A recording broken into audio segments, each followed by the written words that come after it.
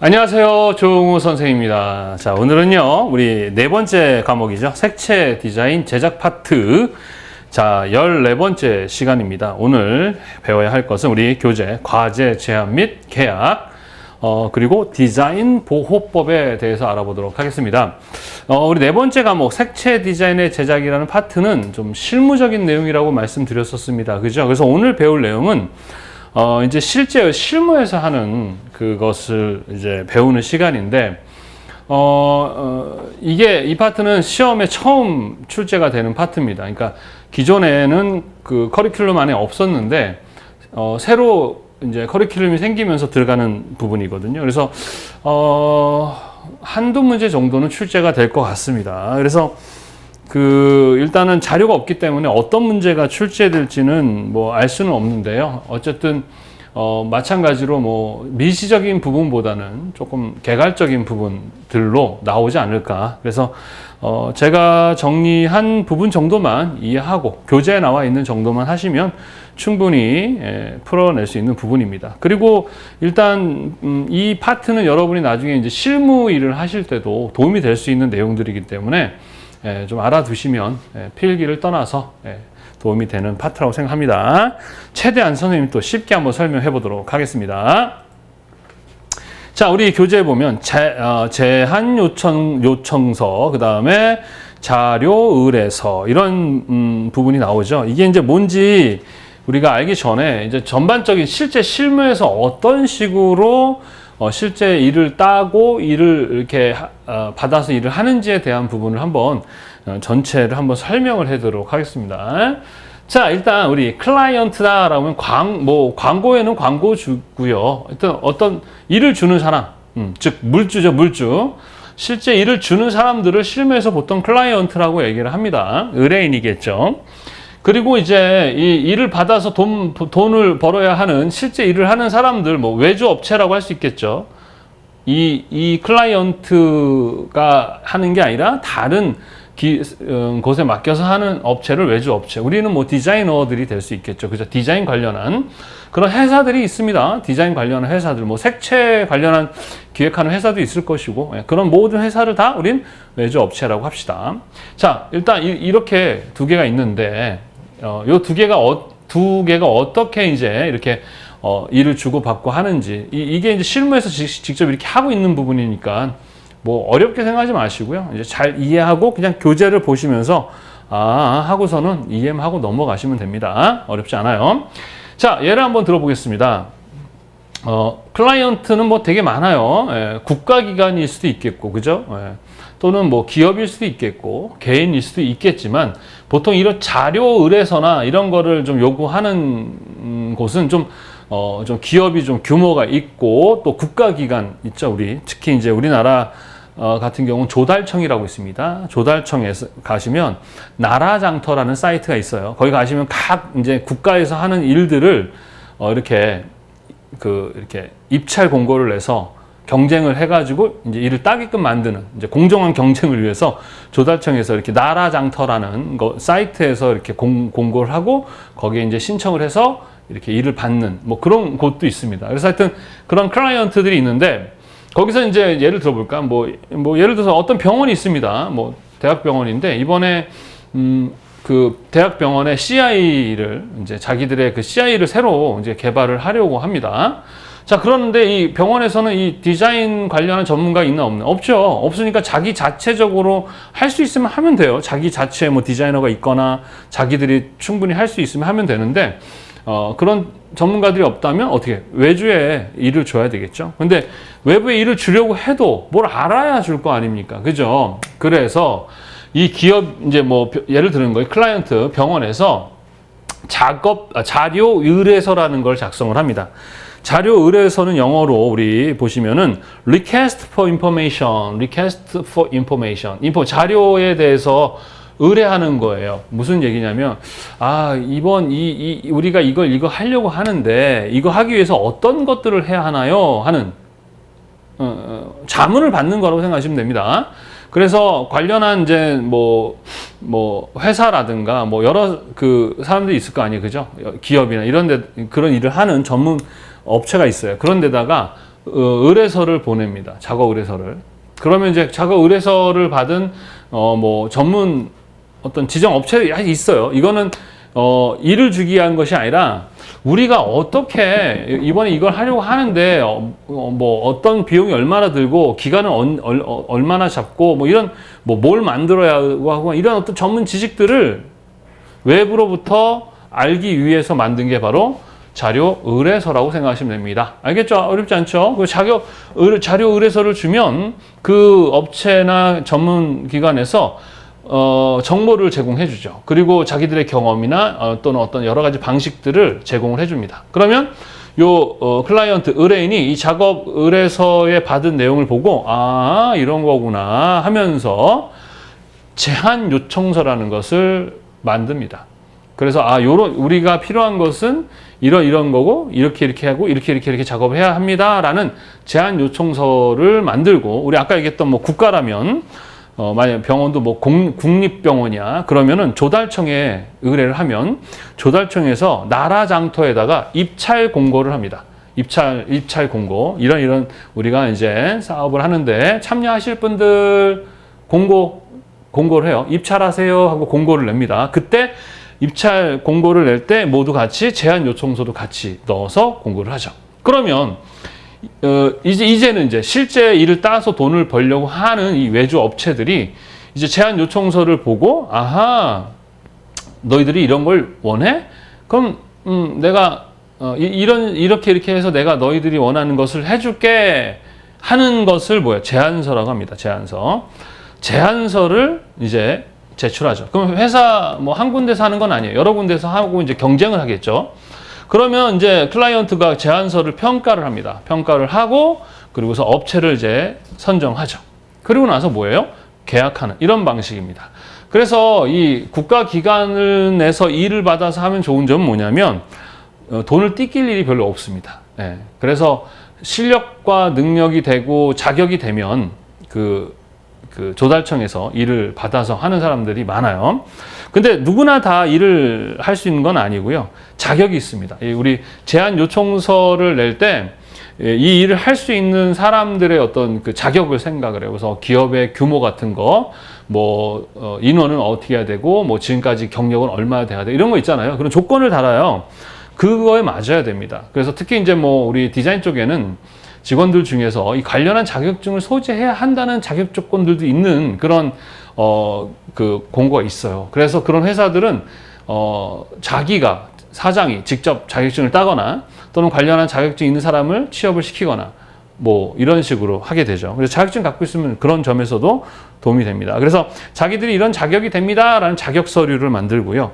그리고 이제 가격 입찰서라고 해서 그거랑 그 다음에 견적서죠. 견적서. 그 다음에 제안서. 요런 거를 이제 서류를 만들어서 이제 우리 조달청에다가 이렇게 나라 일터에다 냅니다. 옛날에는 그 서류를 가지고 가서 직접 냈지만 요즘엔 거의 다 우리 행정을 하죠. 그죠? 그래서, 그 전자 서류로 다 제출해서 이렇게 일을 받을 수가 있습니다. 그리고 이제 내놓고 기다리고 있으면 이제 심사를 해보고 당신의 기업에서 할 수 있다 이렇게 되면 이제 만나서 계약을 하는데, 무조건 되는 건 아니고 일단 우선순위 협상자로 선정이 됩니다. 우선순위 협상자. 너가 된 거야? 1순위, 2순위, 3순위를 결정합니다. 우선 협상 대상자를 선정하죠. 근데 1순위, 2순위, 3순위를 선정합니다. 왜일까요? 거짓말 할 수 있잖아요. 그죠? 그래서 1순위가 무조건 되는 게 아니에요. 그래서 2순위, 3순위는 해봤자 소용없어 이러는데 실제로 2순위가 많이 되는 경우 되게 많습니다. 여하튼 그런 식의 이런 실제 실무에서 이루어지는 거죠. 여러분이 나중에 사업을 하시게 되면 조달청이나 또는 관련한 회사에서 일을 받을 때 이런 제안서를 내서 일을 받게 되는 거예요. 이거 외에도 직접 일을 다니면서 명함 돌리면서 우리 이런 일을 합니다. 이런 식의 발품도 팔지만 이렇게 국가기관 같은 규모 있는 곳에서의 입찰 공고 방식을 통해서 일을 따서 할 수도 있다. 실무에서. 그래서 여러분이 직접 회사를 만들어서 자격을 만들어서 조달청에서 일을 받을 수 있고 또는 그 회사에 들어가서 일을 할 수도 있겠죠. 하지만 이런 프로세스라는 거는 좀 알고 계시면 되게 좋습니다. 실제 이렇게 실무에서 이루어지고 있다는 것이고, 요 부분이 이제 추가가 됐다. 이제 실제 실무, NCS가 실제 할 수 있는 업무로 만들어진 커리큘럼이라서, 그렇게 이 부분이 추가된 거예요. 어렵지는 않아요. 자, 그래서 우리가 배워야 될 것은 이제 제안서에 관련한 부분도 이제 우리가 좀 알아야 되겠고, 그 다음에 이제 계약을 어떻게 하는가 이 부분도 좀 알아야 되겠고, 그죠? 예, 그리고 이제 일을 할 때 내가 어떤 작업을 하고 이 사람한테 이제 작업한 것을 제공할 때 라이센스라 그러죠. 모든 라이센스 권리를 다 넘길 수도 있고요. 또는 라이센스는 내가 갖고 있으면서 사용료만 받을 수도 있고 그래요. 그래서 라이센스는 뭐예요? 디자인 관련해서의 보호법이죠. 예, 보호법. 예, 그래서 법이에요, 법. 그것도 실무와 관련된 거고, 국가와 관련한 일을 할 때는 항상 그런 법에 관련된 규정들을 잘 이해하고 있는 것이 되게 중요합니다. 근데 이 법이라는 것은 매일 똑같지 않죠. 국회에서 필요에 따라 언제든지 이 법이 바뀌기도 하기 때문에 그 많은 법을 다 암기할 필요는 없고, 이제 필요한 부분만 이제 여러분 이해하고 넘어가시면 될 것 같습니다. 자, 그래서 그 다음에 우리 교재를 보게 되면 이제 자료 의뢰서와 그 다음에 제안 요청서 얘기했죠. 뭔지 알겠죠? 자료 의뢰서는 자료를 얻기 위한 거예요. 우리가 어떻게 해야 되는지에 대한 부분. 그 다음 제안 요청서는 이 자료 의뢰서를 통해 얻은 자료 내용을 갖고 우리는 이런 걸 원합니다 하고 하는 요청이고요. 아셨죠? 그 다음에 제안 요청서의 역할은 뭐냐면 클라이언트한테는 뭐예요? 무지에서 올 수 있는, 그러니까 모르고 그냥 막 해버리면 발생할 수 있는 실수가 있어요. 그런 거 실수를 줄이면 비용이나 시간, 일정 같은 거, 그죠? 이런 것들을 줄일 수가 있습니다. 또 외주 업체 같은 경우는 이제 이 클라이언트도 진짜 이상한 사람들 많거든요. 제가 예전에 이제 관련해서 이렇게 일을 해본 적이 있는데 밑에 직원이 통과시켰더니 위에 과장이 안 된대. 과장 통과했더니 다음 대리가 안 된대. 그러더니 나중에 대리하다 과장까지 갔는데 최종적으로 갔더니 맨 처음에 내가 했던 걸 요구하더라고. 그땐 잘 몰라가지고 이런 명확한 계약서와 작업에 관련한 이런 걸 하지 않아서 그래서 과도한 요구 같은 게 있을 수 있고 그 다음에 책임 전가 이런 것들이 있을 수 있습니다. 그래서 이 클라이언트들이 아이고 대충 해도 돼 아이고 이러지만 실제 들어가 보잖아요. 대충 하라고 해서 했다가는 안 됩니다. 그래서 이 사람의 기대와 나의 생각에 불일치가 있거든요. 그러니까 그런 걸 최대한 줄이기 위해서는 이러한 제안 요청서가 있어야 된다라는 겁니다. 자, 그래서 제안 요청서의 구성이라고 되어 있는 부분이 있는데 우리 한번 보도록 할게요. 자, 교재 보면은 제안 요청서 구성이라고 되어 있는데 제안 요청서 자체를 만들 때는요, 규칙이 없어요. 이렇게 만들어야 돼 라는 것이 없습니다. 아셨죠? 어떤 형식이 있어가지고, 이렇게 만들어야지 라는 건 없어요. 정해진 건 없습니다. 물론, 표준 계약서로 만들어 놓은 형식들이 있지만 대부분의 어떤 이런 요청서나 제안서 이런 거는 형식이 없습니다. 우리가 어떤 자료를 우리가 소통에 대한 이야기를 계속 했었죠. 마찬가지로 클라이언트와 그 다음에 작업하시는 분들이 서로 소통하는 거잖아요. 그죠? 소통의 가장 중요한 건 뭐예요?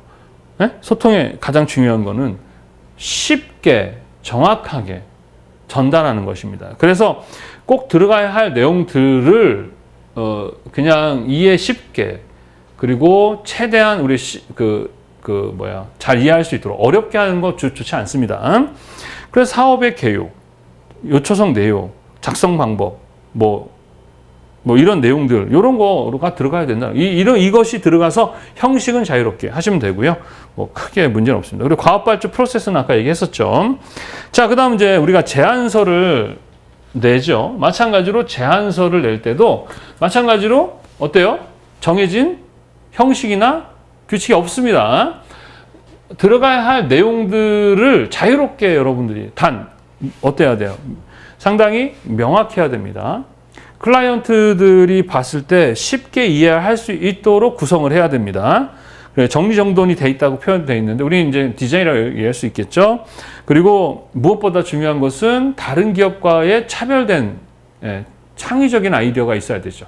그런 것들이 중요한 내용이 될 수 있을 것이고, 그런 내용들을 이렇게 배경, 범위, 현황, 전략, 실행, 성과 이런 것들로 구성을 해서 여러분들이 자유롭게 어떻게 PPT를 작성하는 것 할 때도 보면 이해 쉽게 하잖아요. 그죠? 전달이 목적인 거지 PPT 같은 것도 내가 잘 그렸지 잘 만들었지 이게 아닙니다.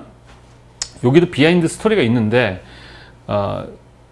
얘기를 하면 또 시간이 걸려서 넘어가겠지만, 하여튼 이쁘게 만드는 것이 중요한 게 아니라 잘 전달하는 것이요, 쉽게 전달하는 게 중요한 것입니다. 무슨 말인지 아시겠습니까? 그래서 이 배경이라는 것은 말 그대로 목적과 배경, 과업명, 과업 배경, 과업 목적 이런 것들이 들어가야 돼요. 범위 설정, 우리 기간이 얼마나 걸릴 것이고 작업하는 시간, 공간, 내용적 범위는 어느 정도입니다. 범위, 그러니까 어디까지냐라는 것이고, 현안 분석이라는 것은 자료 수집이라고 생각하시면 돼요. 지금의 상태, 우리 자료 수집이 항상 기획서라고 하거든요. 제안서도 어떻게 보면 뭐예요? 기획서라고 할 수 있겠죠, 그죠? 계획은 누가 했어요? 클라이언트가 한 것이잖아요. 계획과 기획의 개념 배웠죠? 클라이언트가 계획을 했고 우리는 기획 제안서를 내는 것도 이것도 마찬가지 뭐예요? 기획이에요. 그래서 기획서라고 하는 거예요. 제안하기 때문에 제안서라는 이름을 썼지만 실제로는 기획행위입니다. 그러니까 반드시 뭐가 필요해요? 자료 수집이라는 과정이 있어야 된다. 그래서 스왑 분석이라는 걸 보통 한다 했었죠. 그죠? 강점, 약점, 기회, 위기 이런 것들을 통해서 이런 것들을 분석합니다. 그래서 전략계획 이게 바로 디자인이죠. 우리. 그래서 우리가 이렇게 하겠습니다라는, 어떻게 하겠다라는 이제 내용을 적겠죠. 그리고 실행은 어떻게 실행하고 운영을 할지, 그리고 어떤 성과가 나고 결과에서 어떤 책임을 어떻게 지겠다라는 이 형식을 어떻게 자유롭게 만들면 됩니다. 그래서 기획서 같은 거 잘 작성하면 상당히 유능하다는 소리 많이 들어요. 우리 드라마 같은 데 보면은 이렇게 서류, 야 이게 기획서야 하고 던지면 막 있잖아요. 그게 기획서예요. 그리고 막 우리 뭐 드라마 때 폰트 이거로 바꿔, 폰트 뭐래, 이것도 마찬가지예요. 잘 읽힐 수 있는, 잘 가독성을 생각해서 잘 전달이 목적인 것이지 뭔가 꽉 채워가지고 있어 보이게 하는 게 중요한 게 아닙니다.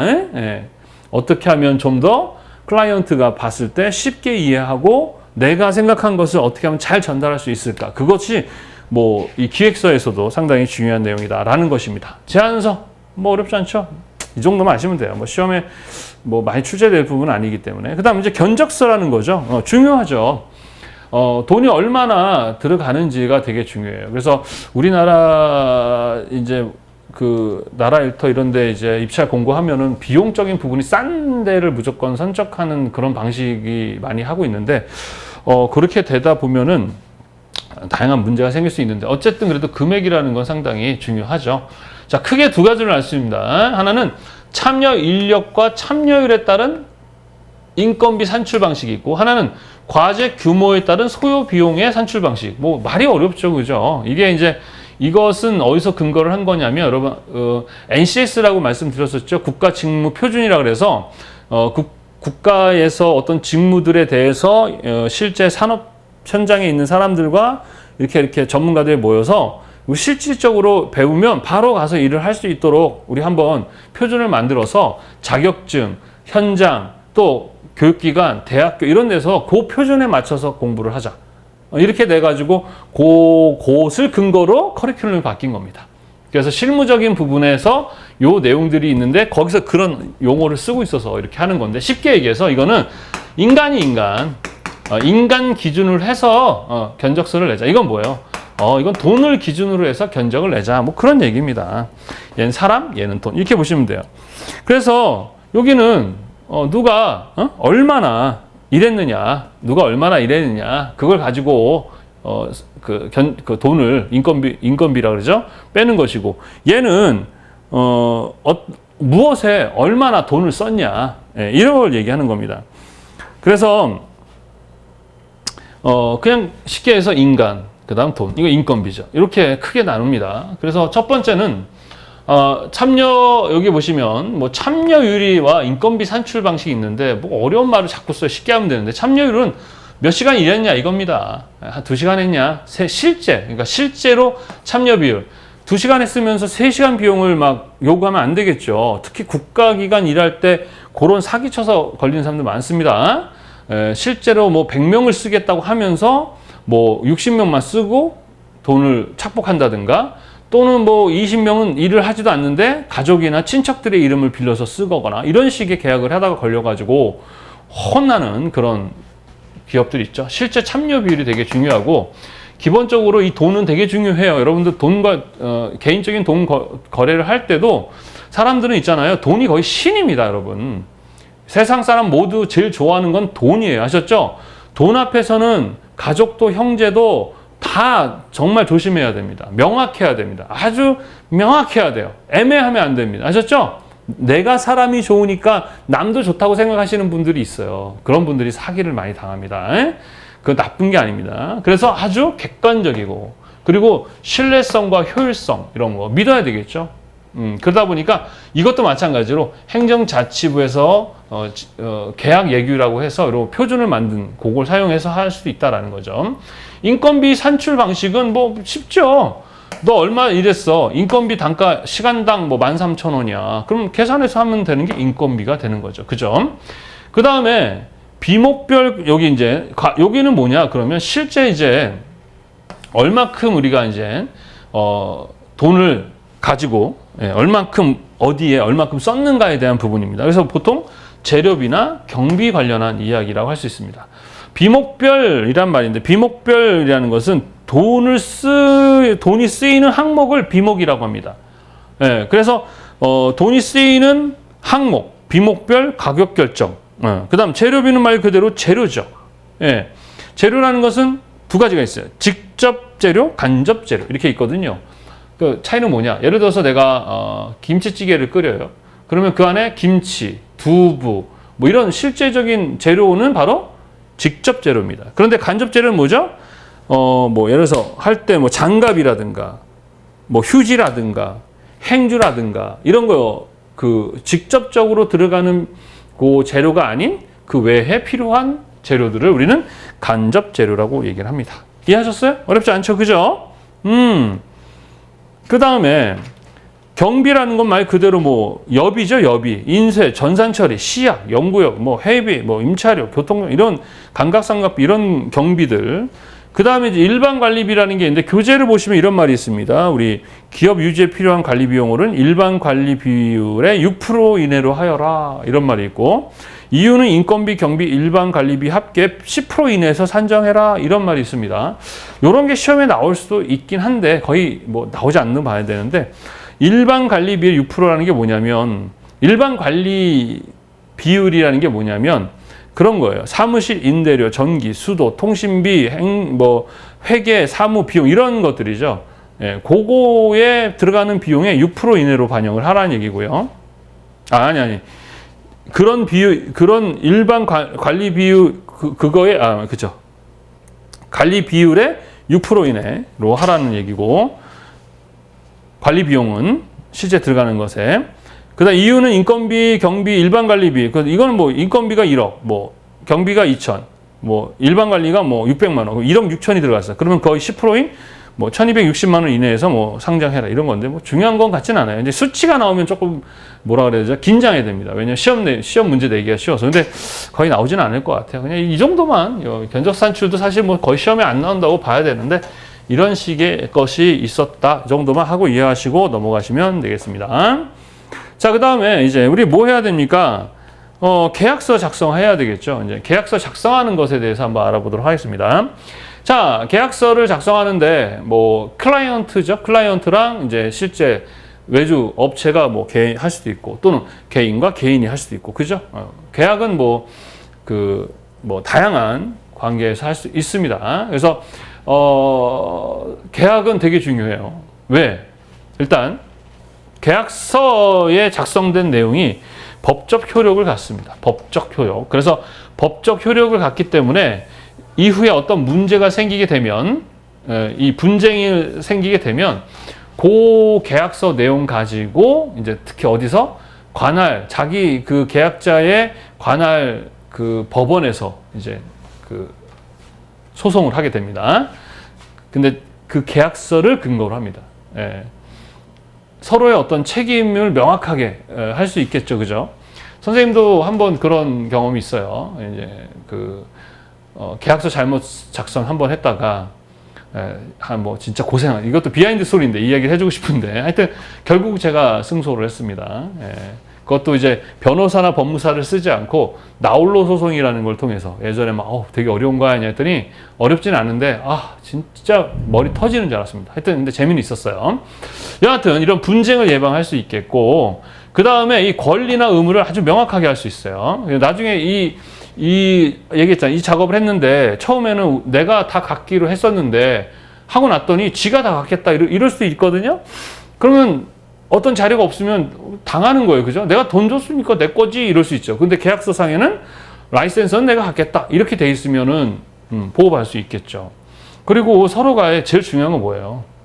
이 불확실성이에요. 그래서 계약서를 작성할 때는 명확해야 됩니다. 뭐 해야 된다고요? 명확해야 됩니다. 계약서를 작성할 때는 뭐 한다고요? 아주 명확해야 돼요.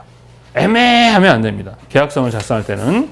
우리 뒷부분에 이제 나올 건데 하여튼 그렇습니다.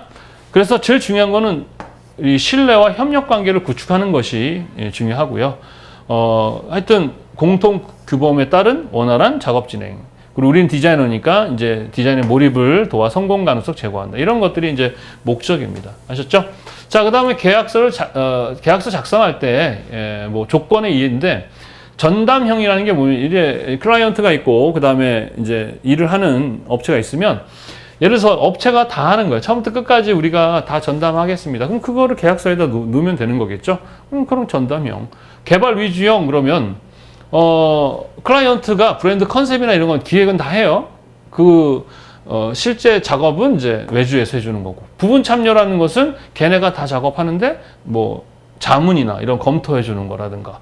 협력형은 뭐 공공기관, 회사 뭐 모두 같이 하는 이런 방식으로 얼마든지 할 수 있습니다.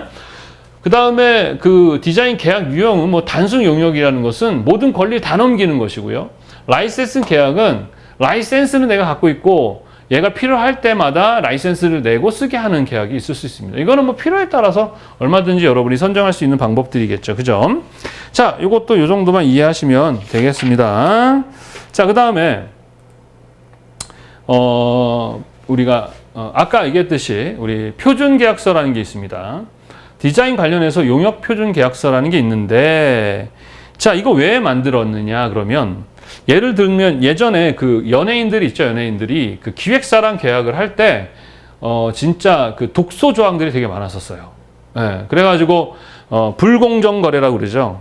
연예인들이 유명해져도 돈을 많이 벌 수 없는 그런 구조였거든요. 그래서 그런 것들이 사회 문제가 되다 보니까 국가에서 안 되겠다. 요거에 대해서 이렇게 표준, 요렇게 해라라는 나름대로 규칙을 정하고 법을 만들어 놓은 거예요. 그래서 그 표준 계약서로 작성을 해야 합니다. 그렇게 정해졌는데 그 계약서가 아닌 다른 걸 했을 때는 법적 효력이 어때요? 없겠지만 그래도 실제 이 계약이라는 것은 민사상의 문제이기 때문에 계약서가 없이 내가 통장에 돈을 보냈다라는 증거 자료만 있어도 민사소송이 가능하긴 합니다.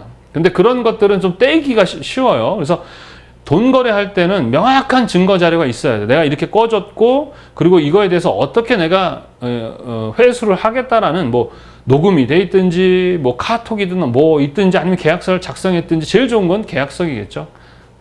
차용증 같은 거, 그렇죠? 그런 것이 제일 중요합니다.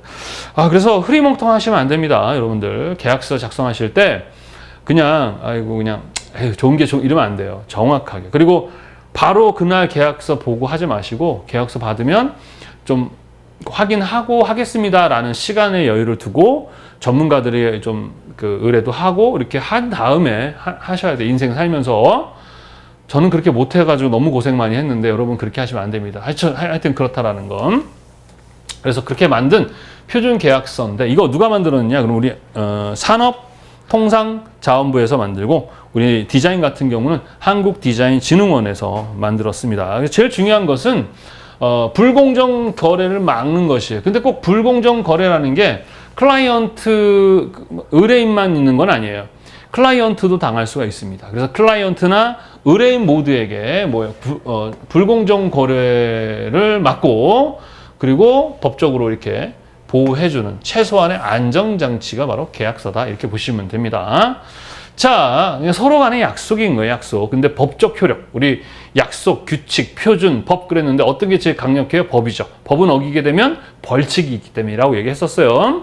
자, 그래서 디자인 용역 표준 계약서를 보게 되면은 거기에 이런 게 되어 있어요. 목적, 기관, 표준 계약서의 종류 등등등등 이런 부분들이 있다라는 것입니다. 뭐 이거는 그냥 교재 보시면 되겠어요. 자, 그 다음에 표준계약 핵심 규정은 이런 것들이 있습니다. 이것도 그냥 읽어보시면 돼요. 이런 내용들이 들어가 있다는 얘기입니다. 이건 뭐 시험 문제 나올 건 아니니까 한번 그냥 여러분이 교재 보고 좀 읽어보시기 바랍니다. 예, 이거 다 설명하려면 또 이것도 한 3, 40분 걸려요. 다 아는 내용들입니다. 자, 그 다음에 시험 문제에 나올 만한 것이 뭐냐 그러면 일단 앞에서 얘기했듯이 계약서를 작성할 때 제일 중요한 건 뭐라고요? 명확해야 돼요. 명확해야 됩니다. 그리고 애매한 표현을 사용하지 않아야 됩니다. 그래서 이게 참 계약서가 어다르고 아다를 수 있어요. 그래서 명확한 게 되게 중요하고 독소 조항이 있는지를 봐야 돼요. 애매하면 안 됩니다. 뭐 해도 되고 안 해도 돼 이런 식의 계약을 하면 안 됩니다. 해석에 이런 상황과 저런 상황으로 해석될 만한 용어를 사용해서는 안 된다. 그리고 올바른 용어를 사용해야 하는데 우리 표준 계약서 상에 이제 사용되는 용어에 대해서 이렇게 있어요. 뭐 동의, 승인, 합의한다, 협의한다, 뭐 하여야 한다. 이 법적 용어들인데 뭐 꼭 이렇게만 해야 되는 건 아니지만 이렇게 이런 것들이 있다라는 거 교재를 그냥 참고하시기 바랍니다. 자, 일단 인감에 대한 요 관련한 문제가 시각 디자인 산업기사도 바뀌었거든요. 거기서 좀 나왔었거든요. 자, 우리가 인감, 간인, 개인이 뭐예요? 우리가 일단 계약서를 작성하면 여러분 여기에 이렇게 있어서 여기 갑, 도장, 을 하고 도장 찍죠? 갑과 을 해서 이렇게 도장을 찍죠. 도장 찍는 순간 얘는 법적 효력을 가지는 그런 공적 서류가 되는 겁니다. 그러니까 도장을 함부로 찍으면 돼요? 안 돼요? 안 됩니다. 아셨죠? 그런데 아무 도장이나 막 찍어도 됩니다. 또는 사인도 가능해요. 그러나 이런 것에 비해서 좀 큰 규모의, 그러니까 서로 신뢰가 있어야 하는 아주 큰 규모의 계약을 할 때는 인감도장이라는 것을 이용합니다. 인감도장이라는 것은 뭐냐면 국가기관이죠. 국가기관에서 공식적으로 이 사람이 사용하는 도장입니다라는 것을 인정해 주는 것입니다. 인감이라고 그러죠. 그래서 개인적으로 인감은 그냥 도장 아무나 들고 지역 주민센터에 가셔서 이게 인감도장입니다 하면 그곳에 인감 도장으로 등록을 해줘요. 그래서 인감 증명서를 띄고 도장 들고 가서 내 인감입니다 하고 도장을 찍으면 어때요? 아, 이 사람이 했구나, 도장을 찍었구나 하는 신뢰감도 있을 것이고 또 누군가가 내 도장 가서 막 찍을 수 있잖아요. 인감 증명서 없이, 그지? 그래서 대리 서명도 방지할 수 있고, 또 위조 방지도 할 수 있죠. 막 위조된 도장을 찍었을 때 그걸 보고 확인할 수 있고, 또 분쟁이 발생했을 때 이 법적 증거가 될 수 있다라는 거, 그리고 책임 소재를 명확하게 할 수 있습니다. 근데 이 인감이 참 문제됐던 게 몰래 인감 도장을 그 대리인처럼 해서 떼어서 가짜로 도장을 찍고 막 이런 문제들도 많이 있었는데 어쨌든 뭐 그런 것입니다. 자, 그래서 개인 인감은 이제 주민센터 가서 하시는 거고요. 법인이라고 해서 우리 기업 중에 이제 개인 사업체 말고 법인 사업체는 법인 인감을 하는데 그건 이제 법원에 가서 합니다. 그게 너무 불편해요. 제가 인감 띄러 가면 항상 법원 가서 띱니다. 제 회사가 법인으로 되어 있기 때문에. 자, 이런 것들이 이제 인감이고, 자, 그 다음에 간인과 개인이 있어요. 간인과 개인은 뭐냐면 간은 사이간이고요. 개인은 뭐냐 그러면 경계를 얘기합니다. 우리가 이제 계약서를 한 장짜리만 하면 상관이 없어요. 뭐 간인 개인 뭐 상관없습니다만 이게 2장이나 3장 또는 많게는 4장짜리가 있을 수 있지 않습니까? 그죠? 그럴 때 만약에 예를 들어서 3장짜리를 이제 딱 작성을 했는데 마지막에만 도장을 딱 찍고 계약을 했습니다. 그랬더니 어느 날 이놈의 새끼가 3장 사이에다가 내가 모르는 종이를 하나 딱 집어넣으면 어떻게 돼요? 응?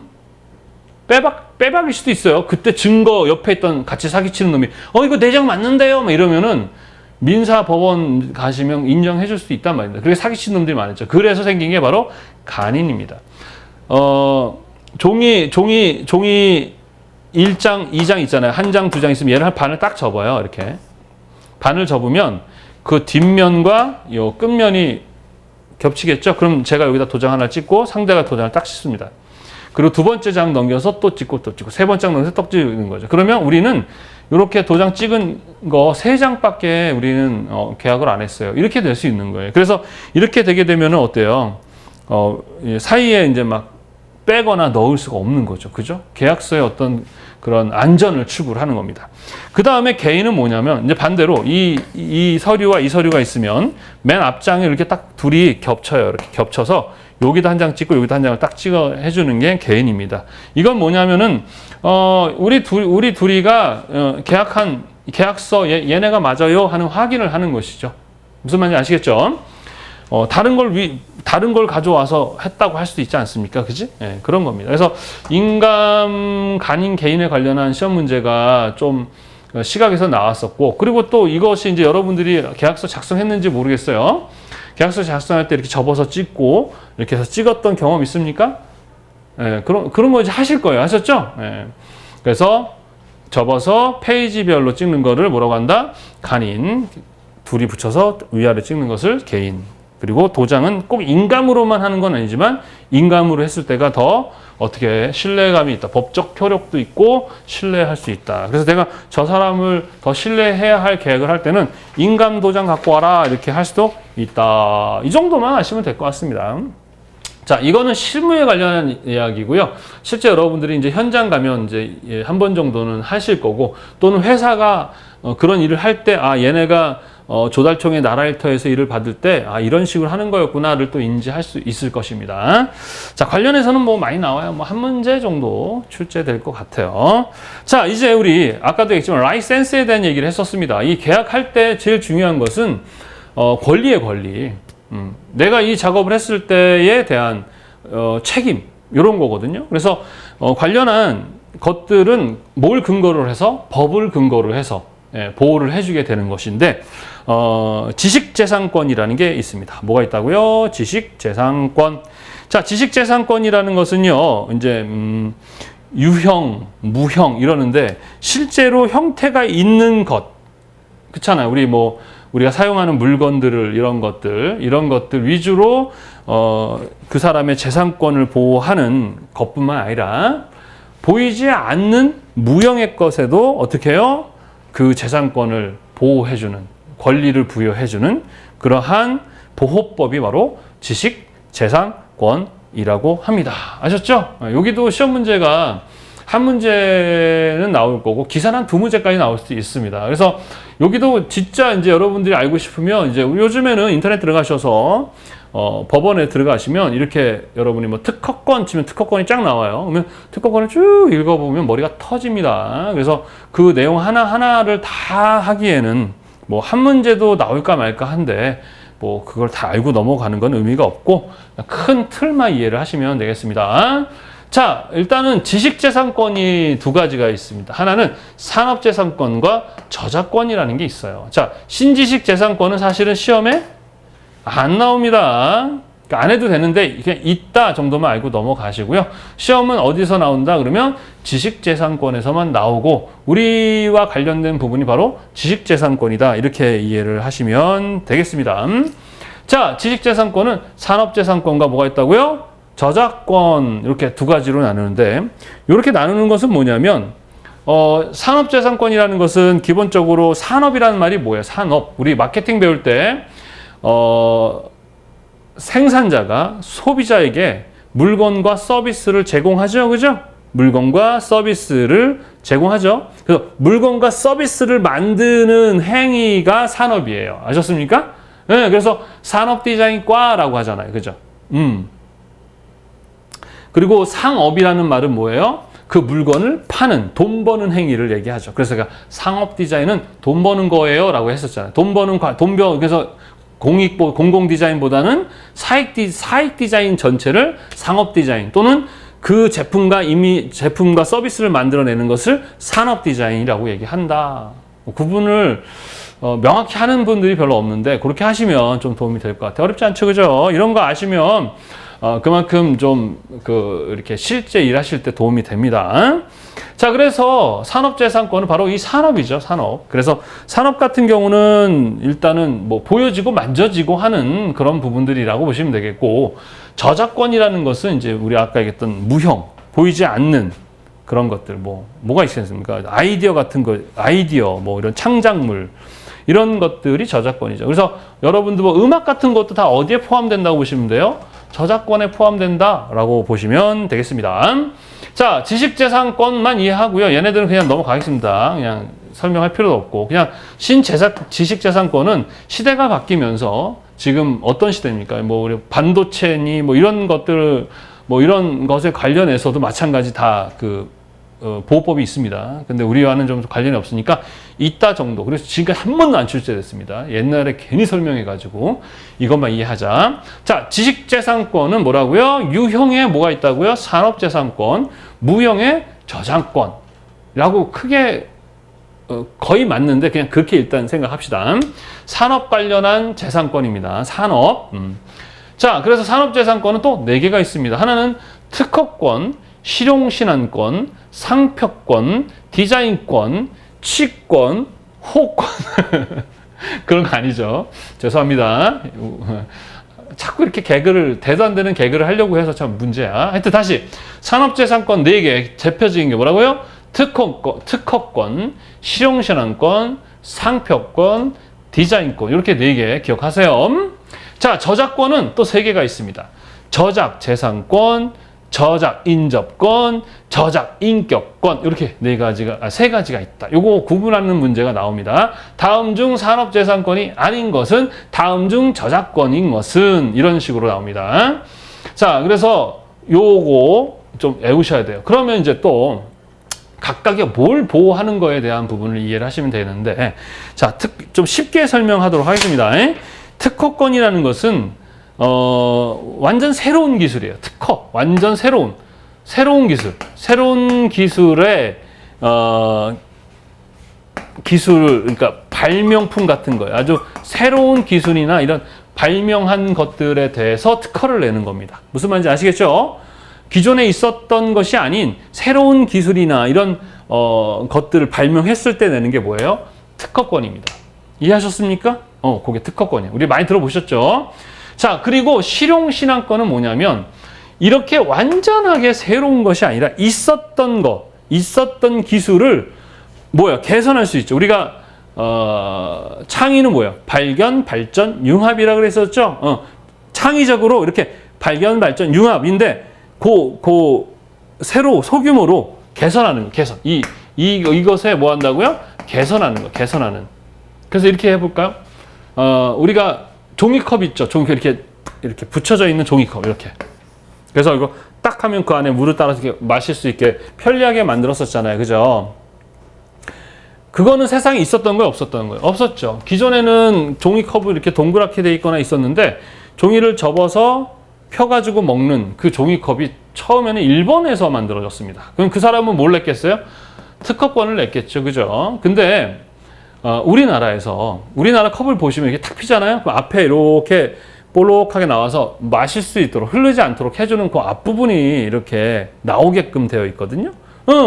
그 사람이 뭘 해서 특허권을 내는 게 아니라 실용신안권을 낸 거예요. 무슨 말인지 아시겠죠? 그런 거예요. 이 2가지 이렇게 구분해서 아시면 되겠습니다. 자, 그 다음에 상표는 말 그대로 상표죠. 이름, 로고, 브랜드 이런 거예요. 이름, 그 다음에 로고, 브랜드에 관련한 그 상표에 관련해서 권리를 주는 건데 참 골 때리는 게 있죠. 이 상표권이 특히 이 지식재산권 같은 보호법은 속지주의입니다. 그러니까 우리나라에서만 보호받는 거예요. 만약에 내가 외국에서 보호를 받고 싶으면 그 나라에 가서 또 그 나라의 법에 따라서 뭐 해야 돼요? 재산권을 이렇게 등록을 해야 됩니다. 그거 어떻게 해요? 선생님 어떻게 하는 방법 어떻게 해요? 쉬워요. 되게 쉬워요. 돈만 있으면 됩니다. 자, 우리가 법 관련해서 아까도 제가 나홀로 소송을 했다 그랬죠. 그 소송을 원래는 변호사나 법무사를 이용해서 하면 되는데 돈이 없어가지고 또 소액이라서 한번 해볼까 해가지고 해봤는데 잘하더라고요. 제가 이 기획과 계획이란 개념을 알다 보니까 좀 잘하더라고요. 그런데 너무 힘들어요. 차라리 돈 주고 변호사나 법무사를 쓰는 게 좋더라고요. 예, 그때 받던 스트레스면 이러고 생각했을 때.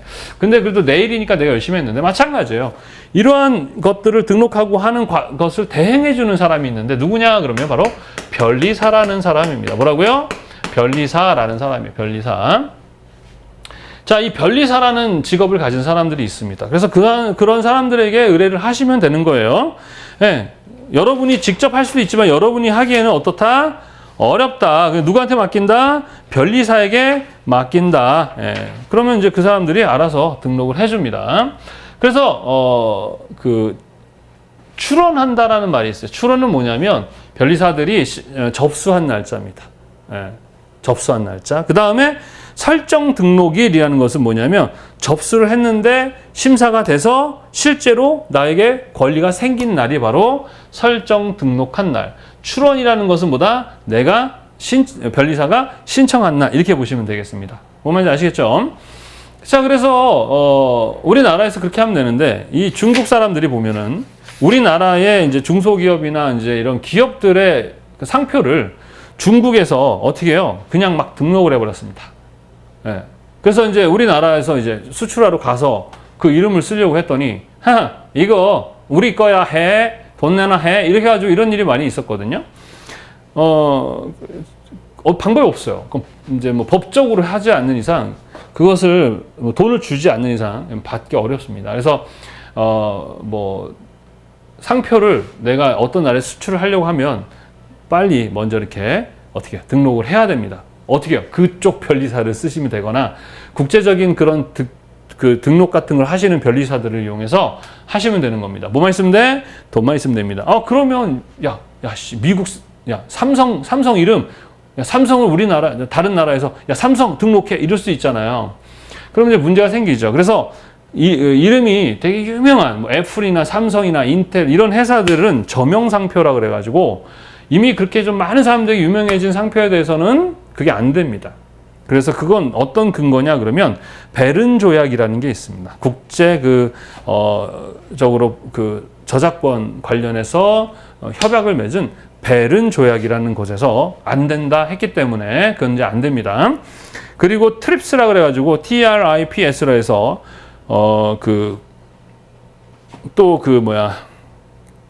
국제 무역 규칙인가? 예, 하여튼 그곳에서도 정했어요. 그래서 그런 국제 규약에 의해서 그렇게는 또 안 된다라는 거죠. 그러나 뭐 그렇게 유명하지 않은 회사라고 한다면 반드시 미리 그 상표권 등록을 해야 한다라는 것입니다. 아셨죠?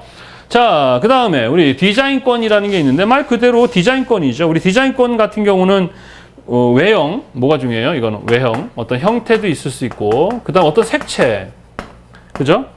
외형 색채, 그리고 형태, 뭐 이런 것들이 인정을 받을 수 있습니다. 예, 요런 것들이죠. 자, 이렇게 해서 산업재산권은 뭐라고요? 특허권, 실용실험권, 상표권, 디자인권 이렇게 네 가지가 있습니다. 자, 그리고 또 우리가 알아야 될 건 뭐냐면 보호기간입니다. 이제 실제 이 특허권을 등록을 하면은 영원히 내 것이 되지는 않고요. 제한된 기간이 있습니다. 왜냐? 어떠한 그 기술이나 능력을 한 사람이 독점을 하게 되면 어떻게 됩니까? 예. 그 완전 독점하게 되면 문제가 생기겠죠, 그죠? 그래서 어느 정도 네가 이 정도까지 벌어먹고 그 이후부터는 사회에 환원을 해라 이겁니다. 그래서 그때 이 기간이 지나고 나면 어떨 수 있어요? 자유롭게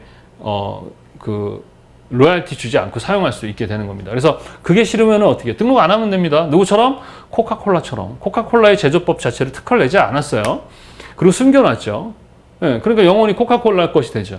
근데 만약 등록을 해버리면 그 기간이 정해져 있는 기간까지만 보호받고 그 이후부터 누가 쓰든 상관이 없게 됩니다. 무슨 말인지 아시죠? 그러니까 특허권은 설정 등록일 발생하여 출원 서류를 접수한 그 시점에서 몇 년까지 20년까지 보호를 받습니다. 근거는요, 법에 그렇게 정해져 있습니다. 그러니까 20년까지만 내가 발명한 이 기술을 쓰고 그 이후에는 뭐 누구나 다 자유롭게 쓸 수 있게 해주는 거죠. 선생님, 그러면 우리 국가의 그 기밀 같은 기술 뭐 이런 거 어떻게 합니까? 이럴 수 있는데 그거는 우리나라 법에 그런 주요 기술을 이렇게 외부에 하면 안 된다는 별도의 법이 있어요. 그거는 이렇게 특허법과는 상관없습니다. 아셨죠? 예, 특허권은 내가 출원했을 경우 20년간 존속된다는 거 싫으면 안 하면 됩니다. 자, 그 다음에 실용신앙권은 뭐예요? 10년간 존속이 가능합니다. 특허권은 새로 만든 것이고 개선한 거니까 기간 자체가 똑같으면 안 되겠죠. 그죠? 자, 상표권도 마찬가지 10년 존속입니다. 그러면 선생님 10년 이후에 아무나 쓸 수 아니에요. 이거는 특별하게 상표권은 만료가 되면 갱신해서 지속적으로 계속 쓸 수 있어요. 그러니까 영원히 쓸 수 있는 것이죠. 그죠? 그러니까 디자인권은 출원 후 몇 년? 20년간 존속 가능하다. 요 기간을 물어보는 시험 문제가 나오죠. 그래서 20년, 20년, 10년, 10년 이렇게 기억하시면 되겠습니다. 특허권과 디자인권은 좀 더 어때요? 노력이 많이 들어갔잖아. 그러니까 20년. 얘네 실용신앙권 같은 경우는 개선하는 거니까 10년 만에. 야, 상표권은 있잖아. 10년씩 계속해서 이렇게 등록해서 사용해 하는 것입니다. 시험 문제는 뭐 기간을 물어보는 문제, 그리고 산업재산권의 종류 이런 게 나옵니다. 자, 그럼 이제 저작권인데 이 저작권이 조금 헷갈려요. 뭐가 있냐면 세 가지 있어요. 저작재산권, 저작인접권, 저작인격권 이렇게 있습니다. 뭐예요 이게? 라고 하는데 우리 예를 한번 들어보겠습니다. 작곡 작사가가 노래를 만들었어요. 자, 그러면 이 노래는 누구 거예요? 작곡 작사 거입니다. 여러분 가수 거 아니에요. 그 노래 자체의 주인은 누구다? 작곡가와 작사가입니다. 그래서 이 사람들은 뭘 갖고 있는 거예요?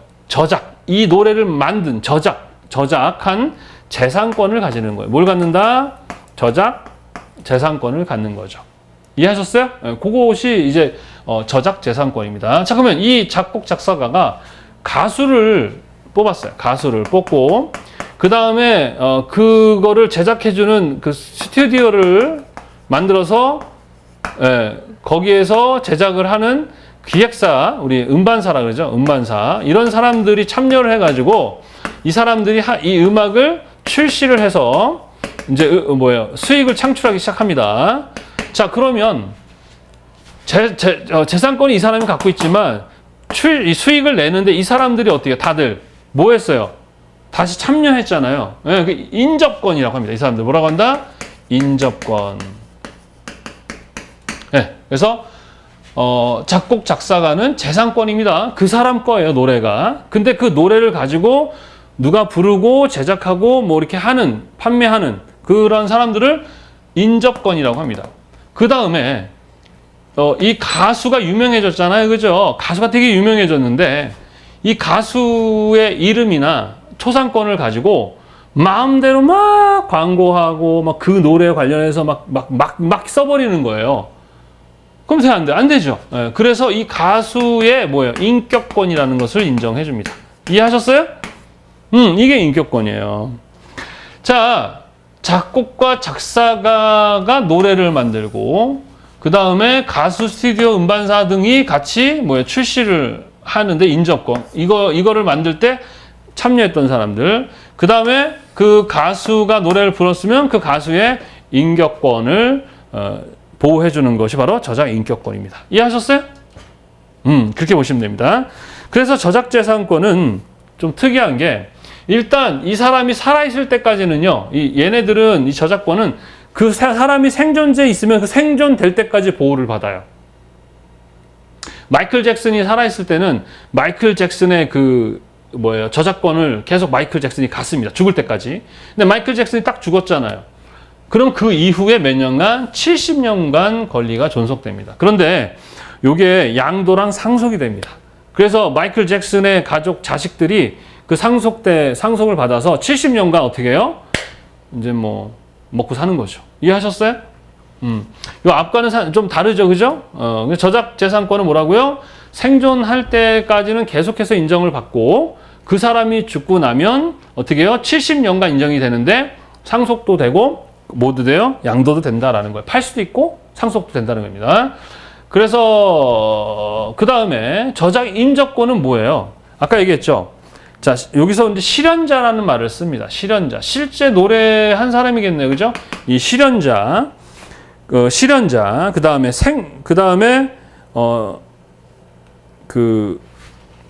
음반사 얘기했었죠. 방송 제작자 이런 사람들 다 포함해서 생존시 마찬가지예요. 생존시까지는 다 인정이 되다가 죽고 나면 몇 년간 70년간 인정이 됩니다. 자, 그런데 음반 사업자 아까 얘기했던 음반 만들었던 이 사람들 몇 년? 50년으로 규정돼 있다. 요거 좀 다릅니다. 요거 잘 기억하시고요. 저작 인격권은 오타네. 이거 아닙니다. 자꾸 오타 나오네요. 자, 저작 인격권은 영원합니다. 저작 인격권은 살아 있을 때도 되고 죽고 나서도 그래요. 그래서 우리 사후 뭐라 그러죠? 죽고 났는데 그 사람의 명예를 훼손해 가지고 법적 처리를 받고 그래요. 정치인들 중에서도 뭐 노무현 대통령에 대해서 뭐 이렇게 또는 문재인 대통령에 대해서 이렇게 명예를 훼손했을 때 그때 처벌받습니다. 바로 이 저작 인격권을 근거로 하는 것인데 이거는요 기본적으로 계속 지속된다. 영구적이다. 그 대신에 이것은 얘네와 달리 상속과 양도가 되지 않는다. 70년 아닙니다. 저작 인격권은 영원하다. 그 사람이 개인의 인격이기 때문에 대신에 상속되거나 양도되지 않는다. 요거. 그래서 얘네 둘 다 70년인데 요 방송 쪽만 50년 규정하는 것이다. 이렇게 보시면 돼요. 그래서 우리가 음악을 이렇게 저작권료를 내거든요. 그럼 음악에 대한 그 저작권료를 가수, 작곡가, 작사가 이렇게 그 실현자들이 있잖아요. 거기 참여했던 사람들이 나눠갔습니다. 무슨 말인지 아시겠죠?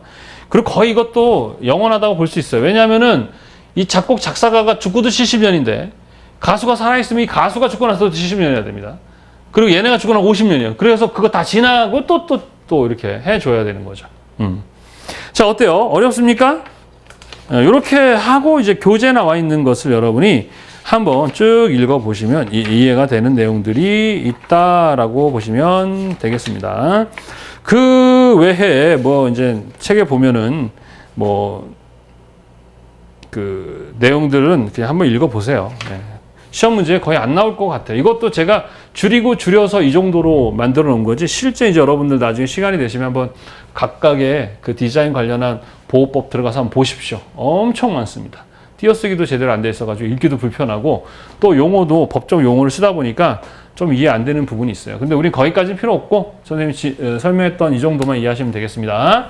지식재산권 두 가지, 산업재산권과 저작권이 있다. 산업재산권에는 특허권, 실용실현권, 상표권, 디자인권이 있다. 저작권은 재산권, 인정권, 인격권이 있다. 각각 20년, 10년. 얘네들은 살아있을 때까지 인정되고 죽고 나서 70년, 50년 이렇게 인정되고 인격권은 그냥 영원히 인정된다. 무슨 말인지 이해되십니까? 예. 그리고 각각 특허권은 발명, 새로운 발명, 실현권은 개선 이런 거. 그런 것들이구나 정도 이해하시면 될 것 같습니다. 저작 인격권 이건 잘못된 거고. 자, 이렇게 해가지고요. 우리 기본적으로 오늘 마찬가지로 이제 우리 다 배웠습니다. 안 되네. 자, 우리 오늘 배운 내용들은 실무와 관련된 내용입니다. 그래서 색채 디자인, 제작 파트는 이 실무에 관련한 이야기를 하는 것이라서 요런 내용들이 새로 추가됐고 이것은 시험 문제에 한 문제, 두 문제 정도 출제가 될 것 같아요. 그래서 안 하고 갈 수는 없겠죠, 그죠? 예, 또 문제 수도 줄었기 때문에 한 문제마다의 중요도가 많이 높아져 있기 때문에 다 짚고 넘어가야 합니다. 그리고 오늘 배운 내용들이 여러분이 실제 나중에 실무를 하실 때도 상당히 도움될 수 있는 내용들이기 때문에 나쁘진 않다고 봐요. 자, 이렇게 해가지고 오늘 14번째 시간 끝났고요. 드디어 다음 시간 우리 15번째 시간 하면 끝이 납니다. 지금까지 잘 따라오셨다면 정말 대단하신 거고요. 그리고 이제 연습 문제 잘 풀어오고 오셨죠? 중간중간에 이제 기출 문제 풀고 하시면 웬만하면 진짜 선생님 항상 얘기하죠. 구술에도 안 떨어진다라는 거. 항상 떨어지는 이유는 멍청하거나 바보가 아니에요. 열심히 못해서 그렇습니다. 무슨 말인지 아시겠죠?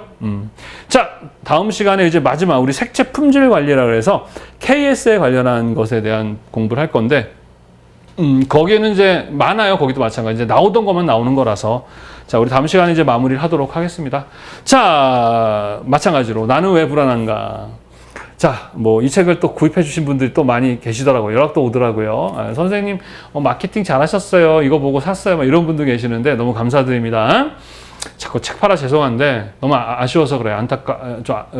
사장되지 않았으면 좋다는 생각을 합니다. 원래 디자이너들을 위해서 만든 책이라고 말씀드렸었습니다. 그래서 디자인의 대상은 누구다? 인간이다. 그래서 우리 좋은 디자이너가 되려면 누굴 이해해야 된다? 인간을 이해해야 한다. 그래서 인간은 어떻게 소통하고 어떤 감정을 가지며 어떻게 우리 행복감을 갖는지 뭐 이런 어떤 인간에 대한 이야기입니다. 그래서 우리 인간관 디자인이라는 그런 책도 있거든요. 그런 책, 빅터 파바넷이 쓴 책과 조금 있지만 저는 이제 일반인도 좀 읽을 수 있게 같이 좀 쓰다 보니까 하여튼 뭐 많이 도움이 되실 것 같습니다. 주변에 많이 좀 소개도 해주시고 한번 읽어봐 주셨으면 감사하겠습니다. 자, 그리고 좋아요, 구독, 알림 설정도 부탁드리고요. 너무 고생 많이 하셨습니다. 우리 다음 시간에 또 건강한 모습으로 우리 마지막 시간 뵙도록 하겠습니다. 수고하셨습니다.